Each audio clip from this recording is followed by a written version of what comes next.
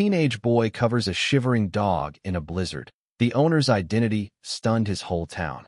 The blizzard tore through the town like a ghost with unfinished business. Most people were hiding in their homes, huddled beside heaters and clinging to hot mugs. But 15-year-old Jake Carter was out there, trudging through knee-deep snow with frost biting his cheeks. Not because he had somewhere to be, but because nowhere had ever truly felt like home. He didn't expect to find anything out of the ordinary. Just more cold, more white, more silence. But then, beneath the broken bus stop near the edge of Main Street, he saw Ida quivering, skeletal shape pressed against a metal pole, barely visible beneath sheets of wind-blown snow. It was a dog. Its fur was soaked, trembling uncontrollably, and its ribs showed through patches where the coat had fallen away. The creature looked like it had already accepted the end. Jake froze, breath fogging in the air. Something hit him hard in the chest. Not just sympathy, not pity, something deeper. Recognition. He dropped to his knees. Hey, you're not dying here, he whispered, voice shaking not from cold but something else. Without hesitation, Jake stripped off his own jacket, the only real barrier he had against the storm, and wrapped it around the dog's tiny body. The animal flinched at first, but then whimpered softly, resting its head against his arm. Jake stayed there, snow gathering in his hair, holding the dog like it was the last warm thing in the world. It wasn't the kind of moment he thought anyone would notice. But someone did. And what followed would unravel secrets buried decades deep. 3 hours earlier, Jake had been working a shift at the gas station. His manager, Curtis, had barked at him for being 5 minutes late, as usual. Jake didn't bother explaining how do you tell someone your boots have holes, and your walk to work feels like marching barefoot through ice? Most of the town thought Jake was trouble. His dad left when he was 6. His mom overdosed 2 years later. Since then, Jake had bounced from one relative to another, none of whom wanted a boy with more silence than smiles. Now he lived in a barely heated trailer with his alcoholic uncle, who hadn't looked Jake in the eye since Thanksgiving. But Jake didn't complain. He worked, he survived, and above all, he stayed quiet. That was his armor. Until that dog. After Jake found the dog, he wrapped it in his jacket, and with shaking arms, carried it across town. He didn't know where to go. The vet's office was closed. The shelter had shut down last summer due to lack of funding. So he walked to the only person he thought might not slam the door in his face, Mrs. Hill, the retired librarian who once gave him hot cocoa when he waited outside the library on snowy days. When she opened the door and saw Jake standing there, soaked and shivering, cradling a limp animal, her face changed. She didn't ask questions. She simply said, "Come in." The dog's condition was bad. Severe hypothermia. Fleas. Malnourished. Mrs. Hill did what she could, wrapping it in towels, offering warm milk through a dropper. Jake never left its side. He watched the rise and fall of its chest, thin and faint. "What's his name?" Mrs. Hill asked softly, kneeling beside him. Jake shrugged. "Dunno. Just found him." She paused, brows furrowing. "Jake, I think I've seen this dog before. Years ago. A long time ago." Jake looked up, surprised. "Where?" She didn't answer at first. Instead, she rose and disappeared into her back room. When she returned, she held a photo, dusty, curled at the corners. It showed a man standing with the same dog, only far healthier. Its coat was full, its eyes bright. It stood proudly by the man's side. "This was taken about 15 years ago," she said. That man was someone this town thought was dead. Jake stared at the photo. And then, something clicked. The next morning, word had already spread. Mrs. Hill had mentioned the dog to one of her neighbors, who mentioned it to someone else, and by lunchtime, half the town had heard. Jake's phone, which almost never buzzed, lit up with texts from people he hadn't spoken to in years. By evening, a small crowd had gathered outside Mrs. Hill's house. People whispered. Old men exchanged wide-eyed glances. A few gasped aloud. Because now, standing by the fireplace, the dog still wrapped in Jake's jacket looked identical to the one from the old photo. And the man in that photo? He was Charlie Granger, the town's former mayor. A man who had vanished 13 years ago in a snowstorm and was presumed dead. He'd gone on a hike with his dog and never returned. They found his coat torn in the woods. No body, no clue, just a mystery. And now his dog who should have been long dead was here, alive, and somehow barely aged a day. The sheriff showed up later that night. His name was Al Freeman, and he'd known Charlie Granger better than most. He stepped inside, knelt beside the dog, and his hands trembled as he reached for its collar-worn and rusted, but still bearing a faded tag. Ranger. His eyes welled with tears. This can't be. He was Charlie's. There's no doubt. Jake was confused. But how is he alive? No one had an answer. But what the sheriff said next changed everything. Jake, he said slowly, you might have just saved more than a dog. You might have brought back the one key to the town's biggest mystery. That night, Jake lay awake on Mrs. Hill's couch, unable to sleep. Ranger, now officially named, rested beside him, tail twitching in dreams. Outside, the snow continued to fall. But something inside Jake felt warmer than it had in years. Not because he was finally seen, but because for once, someone else's survival was tied to his decision to care. The next morning, as the blizzard began to clear, a search team gathered near the northern woods. With Ranger leading the way, limping but determined, they followed his path deep into the snow-covered forest. Jake was there, alongside the sheriff and a few volunteers. Ranger stopped near a collapsed shed hidden beneath frozen branches. The roof had caved in. Ice coated every surface. Inside, they found remnants of a life, forgotten blankets, food tins, an old wood stove, and journals. Dozens of them. Each one written in the same careful handwriting. Charlie's handwriting. Charlie hadn't died in the storm. He had lived. Alone. In hiding. His journals told of a man betrayed by friends in office, framed for embezzlement he never committed. He'd fled to protect his family from scandal. From shame. He'd trusted no one. Except Ranger. He'd lived in the woods for years, always just out of reach of town. Until something happened. The entry stopped about 6 months ago. The last line read, Ranger's gone. If anyone finds this, please know I was innocent. I just wanted peace. The town was shaken. Everything they thought they knew collapsed in a single morning. People cried. Some apologized publicly. Others left flowers outside the old mayor's house, now just a boarded-up relic on Oak Street. Jake stood at the center of it all, unsure what to feel. He had only tried to save a dog. But somehow, he had changed everything. The storm had passed, but the town of Maple Ridge wasn't the same. News crews arrived 2 days later. Jake, who had never been interviewed in his life, found himself sitting under hot lights, with cameras pointed in his face. He shifted in the chair, nervous, one hand gently resting on Ranger's back. So, Jake, the reporter said, leaning forward, you found the dog in the middle of the blizzard and decided to take off your jacket and save him. What made you do it? Jake blinked, surprised by the question. He thought for a moment, then answered honestly, I dunno. I just couldn't walk away. The reporter smiled, nodding. Well, the whole country's watching now. You're a hero. Jake looked down at Ranger. The dog was curled at his feet, eyes half shut. He still looked fragile, but better, his fur brushed clean, his body fed, his eyes no longer dull with suffering. I'm not a hero, Jake muttered. But the world thought otherwise. At school, things shifted fast. The same classmates who used to whisper about him in the hallways now wanted to sit next to him in class. Teachers asked him to tell his story again and again. Some even cried when he talked about his mom. One morning, Principal Dennison pulled Jake aside and handed him an envelope. Jake opened it cautiously. Inside was a letter from the Maple Ridge Community Foundation. A scholarship. Fully paid tuition to any state college in Vermont. His chest tightened. No one had ever told him he could have a future that stretched beyond minimum wage and secondhand clothes. Mrs. Hill beamed when he showed her. But Jake wasn't thinking about college yet. Not really. His thoughts were still on Charlie Granger. On the journals. On the man no one had seen in 13 years, who had vanished not from weakness, but because he'd been wronged. And as more pages were translated and cataloged, a bigger picture began to form. According to the journals, Charlie had uncovered a scheme while serving as mayor. A real estate deal involving several powerful town leaders. Bribes. Land rezoning. Backroom deals. Charlie had tried to expose it. But before he could go public, someone had planted fake evidence against him. A town audit. Missing funds. An anonymous tip. It all pointed back to him.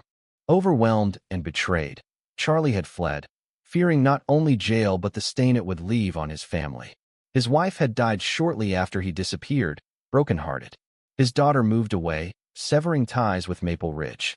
And all the while, Charlie survived in the woods, alone, until Ranger returned from scavenging one day. Without him, something must have happened, an illness, an injury, but Charlie's final entries stopped abruptly, as if he'd known the end was near. Now, his words were resurfacing, and those same officials who had prospered in his absence were growing nervous. Sheriff Freeman reopened the investigation within days of the journals being authenticated. He visited Jake personally, not just to thank him again, but to ask for help.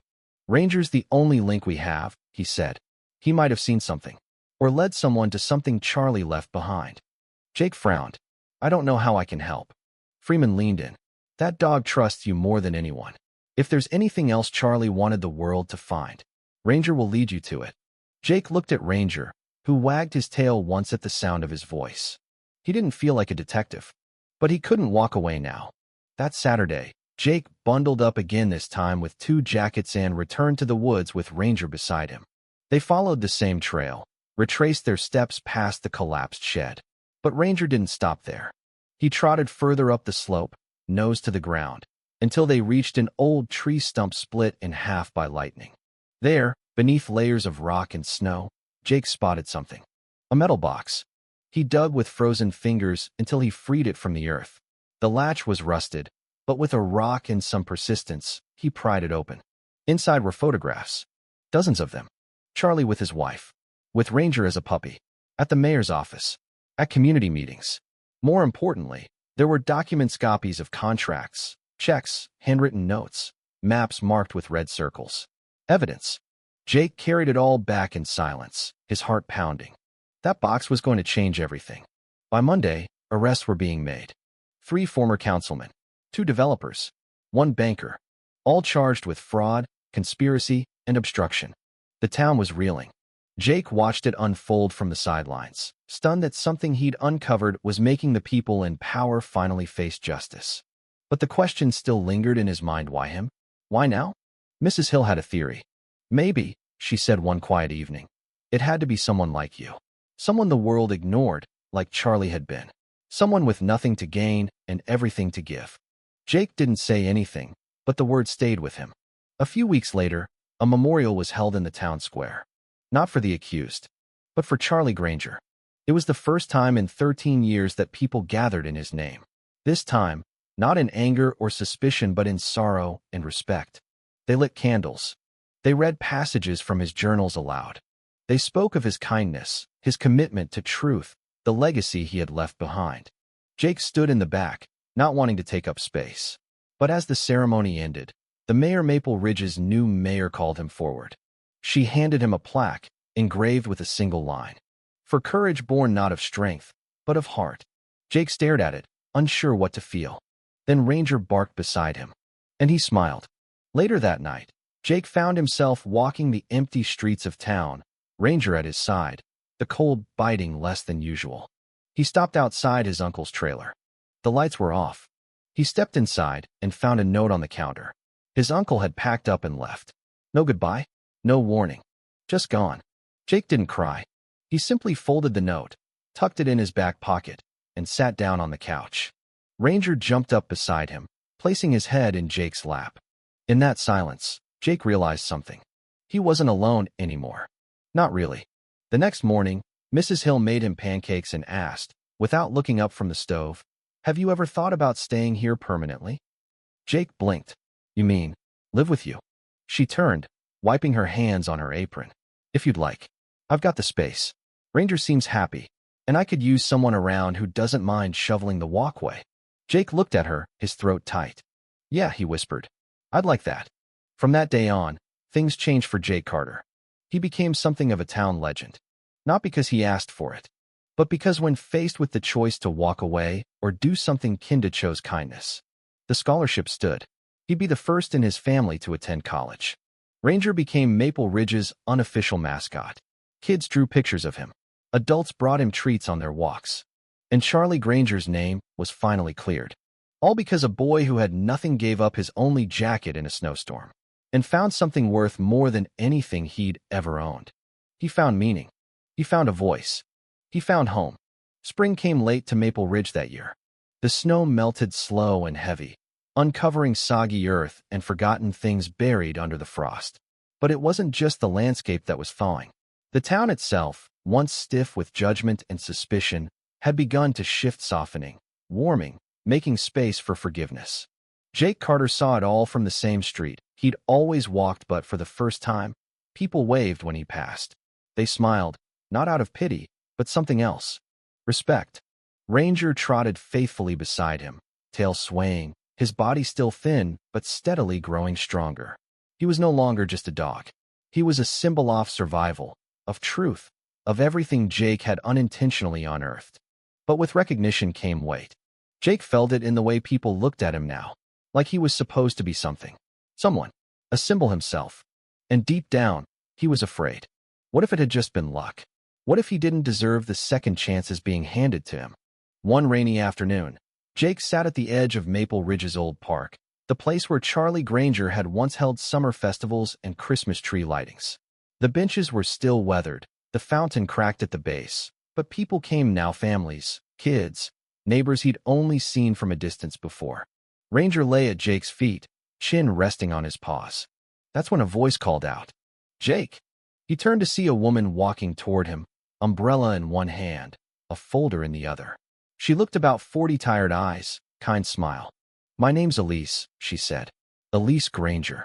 He blinked. Granger-like. "Yes, Charlie was my father." Jake stood quickly. "I'm sorry. I didn't know." "No, please." She stepped closer. "I've been trying to find you for weeks. I live out in Albany now, but when I read the journals, I had to come." Jake didn't know what to say. He'd imagined Charlie's family, of course, but he'd never expected to meet them.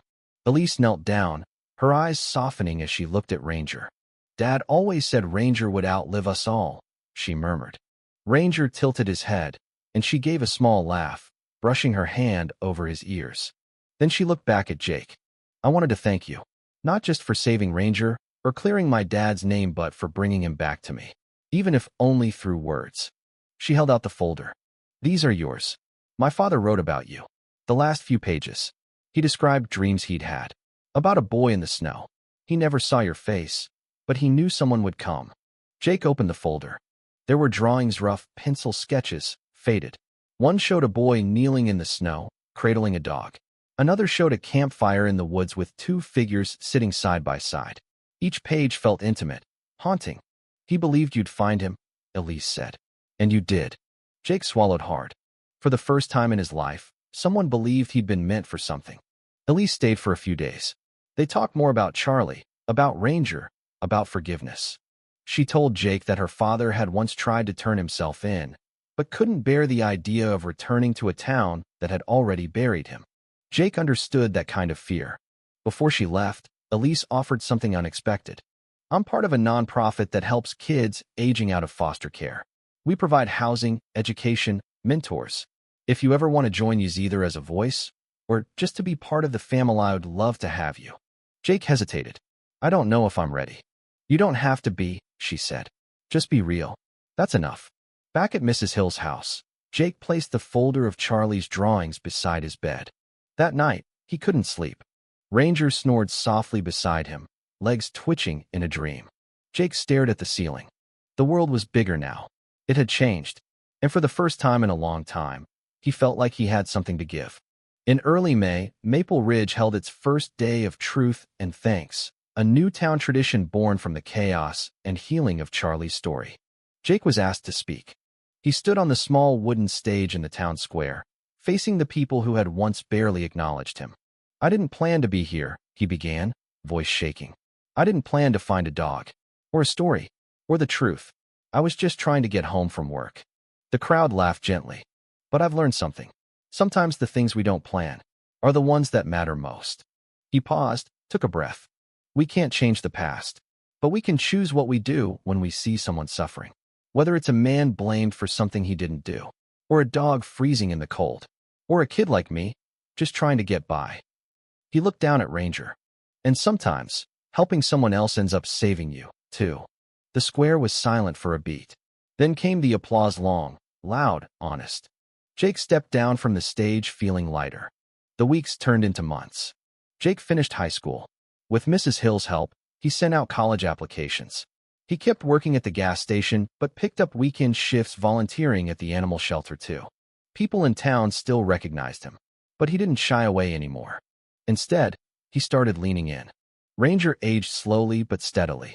Jake took him to regular vet visits, fed him the good stuff, even let him sleep on the couch. They were a team. Unbreakable. One summer night, Jake sat by the old fountain again, same place he'd met Elise. This time, a notebook sat on his lap. He was writing. Not for school. Not for an assignment. For himself. He wrote about Charlie. About Ranger.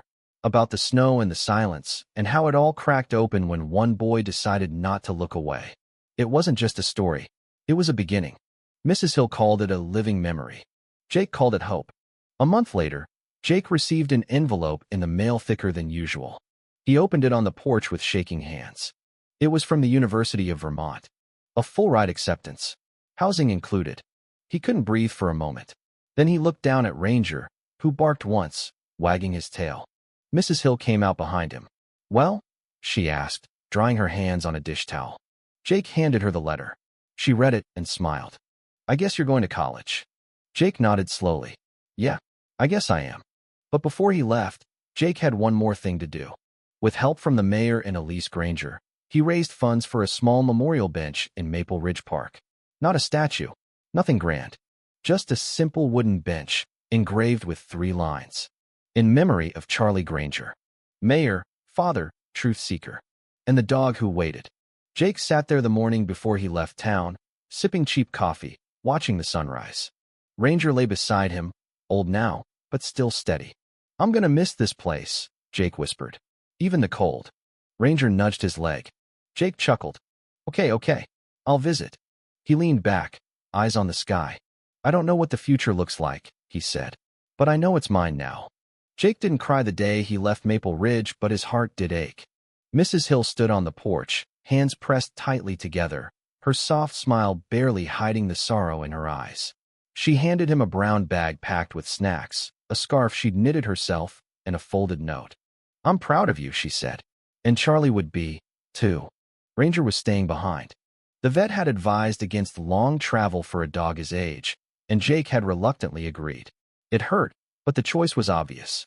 Ranger was more than a doe, was a symbol of something Jake didn't want to lose.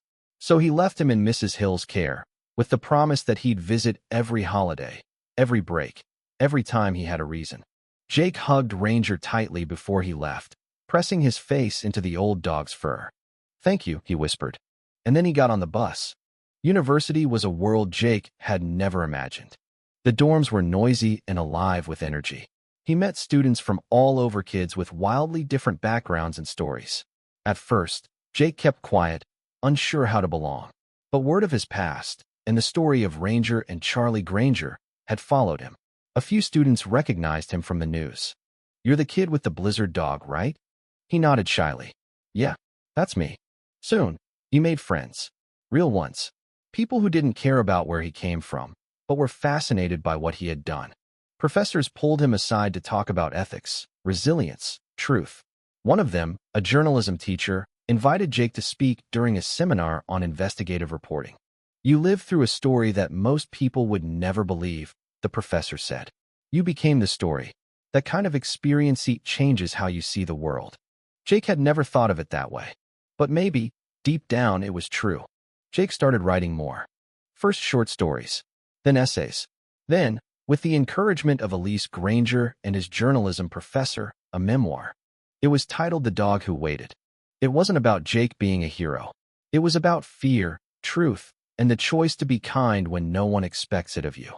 It got published locally, then regionally, then caught the attention of a national publisher. Within a year, Jake was doing radio interviews, podcast appearances, even a book tour. The boy who once sat invisible at the back of the classroom was now speaking to rooms full of people. But Jake never let it get to his head. He still called Mrs. Hill every Sunday. Still checked on Ranger. Still returned to Maple Ridge every chance he got. 2 years later, in the middle of a snowy December, Jake received the call. Ranger was fading. He left school that night, driving 6 hours straight through the dark, cold roads, his chest tight, breath shallow. When he reached Mrs. Hill's house, She met him at the door with tears in her eyes. "He waited for you," she whispered. Jake walked quietly to the living room, where Ranger lay curled on the same couch where Jake had once slept. His eyes opened weakly, and his tail thumped once slow, tired, but full of love. Jake knelt beside him. "Hey, old man," he whispered. "I'm here." He stayed with him through the night. And when the sun rose, and the light broke gently through the frosted window, Ranger took his last breath. Jake buried him in the park, beside the memorial bench. Dozens of townspeople came. Elise Granger returned. So did Sheriff Freeman. Children left drawings of Ranger at the site, many of them holding hands with a stick-figure boy in the snow. Jake didn't speak much at the ceremony, but when it was over, he placed his hand on the bench and said softly, "You saved me before I even knew I needed saving. Thank you for that." Life moved on. Jake graduated with honors. He went on to write more book stories inspired by true kindness, by small, powerful moments that changed lives. He founded a foundation in Charlie Granger's name, one dedicated to justice, youth mentorship, and ethical journalism. He never forgot who he was, where he came from, who he owed everything to. Each winter, he returned to Maple Ridge to sit on that bench and talk to Ranger. Not aloud, just quietly, in the way you talk to someone who will always live inside your heart. 10 years after the blizzard, Jake stood once again in the town square, now filled with lights and laughter. Maple Ridge had transformed. A new library stood where the old one had burned down years ago. The gas station had become a youth center. The memorial bench had been polished and maintained with care.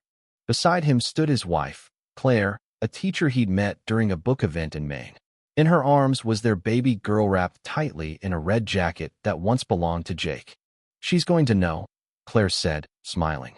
"Know what?" "About Ranger. About Charlie. About who her dad is." Jake smiled, his heart full. They walked to the bench together. Jake sat down and held his daughter in his lap. The snow was falling lightly, but it felt warm. Like a homecoming. Like a promise kept. Some stories start with tragedy. Others start with a choice. Jake's story started with a jacket and a dog. But it became something more, proof that even the smallest act of kindness can awaken truth, bring justice, and rewrite the destiny of an entire town. It wasn't about being a hero. It was about seeing. About stopping. About doing something when no one else will. And that more than anything, just what Maple Ridge would remember forever. The boy who didn't walk past the dog in the snow. The boy who saved a life. And changed countless more. The boy who finally found his place in the world. Jake's return to Maple Ridge became an annual tradition, always in December, always with purpose. Every visit reminded him of who he was before the world had opened up to him. Some years, he came alone. Other times, with Claire and their daughter, Grace. Grace had inherited her father's wide, curious eyes and quiet strength. As she grew older, Jake told her everything, the full story, the cold night, the trembling dog, the journals, and how one small act had unraveled a hidden truth. By the time she turned 8, Grace could recite the entire story by heart. "Tell me again about Ranger," she'd ask as they sat by the fireplace. Jake would smile, place his hand over hers, and begin. He waited. Through every storm, every lonely night. He never gave up hope. Not once. Back in town, the bench memorial had become a quiet pilgrimage site. Strangers came from nearby cities. Some brought dogs. Others brought journals and sat there for hours, writing, healing, remembering.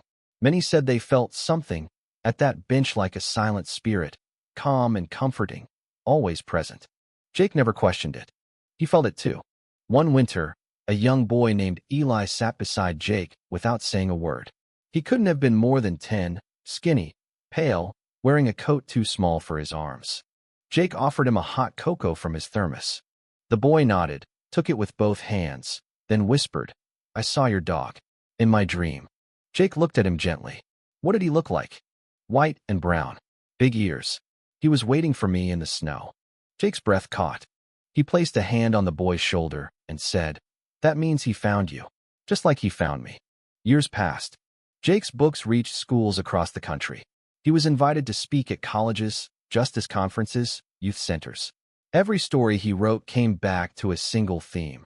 Do not ignore the quiet cries, whether from a person, a creature, or the truth itself. He never ran out of things to say about that storm. About Charlie Granger. About Ranger. About the town that forgave itself. But his most powerful writing came from the ordinary moments. A worn jacket, a cracked collar tag, a dog's tired eyes, and how all of it mattered. When Mrs. Hill passed away peacefully in her sleep at 91, Jake returned once more, this time not just to visit, but to say goodbye. The entire town came to her memorial. She was remembered not just as a librarian, but as the woman who opened her door when a soaked, shivering boy arrived carrying a near-dead dog in his arms. Jake inherited the house. He restored it slowly, keeping her teacups, her garden bench, her photo of Ranger framed in the living room. It became a second home for him, Claire, and Grace. On warm summer evenings, Grace ran barefoot through the yard, laughter echoing through the lilacs. Jake would sit on the steps, watching her, remembering a time when silence had been all he knew. The final entry in The Dog Who Waited was written 15 years after that night. It read, "Sometimes, life gives you a momentous single one when you have to decide what kind of person you're going to be. I was cold. I was alone. And I had nothing. But I saw someone else suffering. And I gave what little I had. I didn't know then that I was giving myself something far more powerful. A new beginning." Jake's legacy grew beyond the pages. He launched mentorship programs for teens in crisis, funded by proceeds from his books. He created the Ranger Initiative, a grant that gave emergency aid to youth shelters during winter months. He often told students, "It doesn't take money to change the world. Just heart." People asked why he kept going, why he never took a break. Jake's answer never changed. Because there's always another cold night out there, and someone waiting to be found. One snowy evening, Grace, now 16, sat beside Jake on the old memorial bench, her breath fogging in the air. "I want to write about it," she said. "About Ranger. About you." Jake looked at her, proud. "Then you should. But what if it's not good enough?" Jake smiled. "Tell the truth. That's always enough." She leaned her head on his shoulder. "Do you think Ranger would be proud of me?" Jake's voice broke a little. "He already is." As Jake grew older, his hair grayed, but his fire never faded. He visited schools, spoke in libraries, still hiked on crisp mornings with a dog, now a young retriever named Copper, running ahead of him. But nothing ever replaced Ranger. And nothing ever would. Because Ranger hadn't just saved Charlie. Or Jake. He had awakened a town. And that story would live on, it because of the blizzard or the headline or the books, but because one boy had knelt down in the snow and chose to care. Final note: 10 years after the last chapter. It was the 20th anniversary of the storm. Jake stood once again in the center of Maple Ridge, holding a microphone. The square was full, old faces, new faces, kids who hadn't even been born yet, all gathered under the falling snow. Behind him stood a new statue. Not grand, not towering. It showed a teenage boy kneeling, arms around a thin, shivering dog. Beside them, a plaque read, "In every storm, there is someone who waits. Be the one who doesn't walk past. Be the one who kneels." Jake didn't say much that night. Just this: "Thank you, Ranger. You waited. Now the world remembers."